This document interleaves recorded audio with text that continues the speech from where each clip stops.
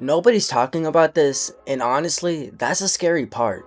Because while everyone's arguing about superstars, MVP races, and who runs the league, Josh Giddey has been quietly turning into something dangerous. Not viral moments, not headline performances, not media hype, just control, consistency, and a real impact on winning. And if you've actually been watching, you already know, this isn't just a good stretch. It's the start of something the league isn't ready for. And now, he's doing it in a completely new situation. Look, when Josh Giddey ended up in Chicago, most people didn't care. No big debates, no major headlines, no "this changes everything" conversations. It was literally just a move. And that's exactly why people missed it. Because this wasn't just a roster change. This was a player getting a completely different role, a chance to actually run things. And now that he has it, you're starting to see something different.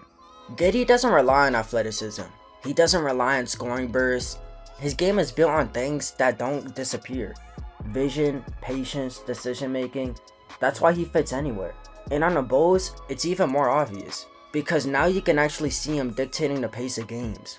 Slowing things down when needed, speeding it up when there's an advantage. That's not role player behavior, that's control. Let's not act like everybody believed in this.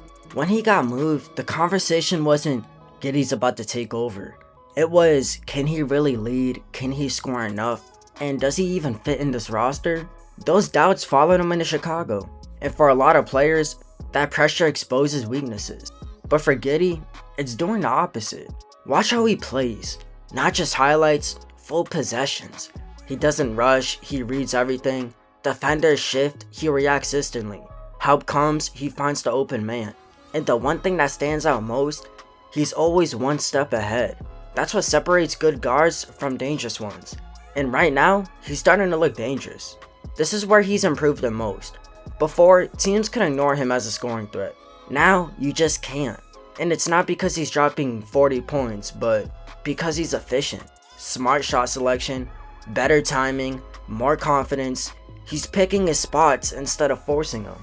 And that makes everything else harder to stop. The Bulls needed someone to organize everything. Someone to settle the offense.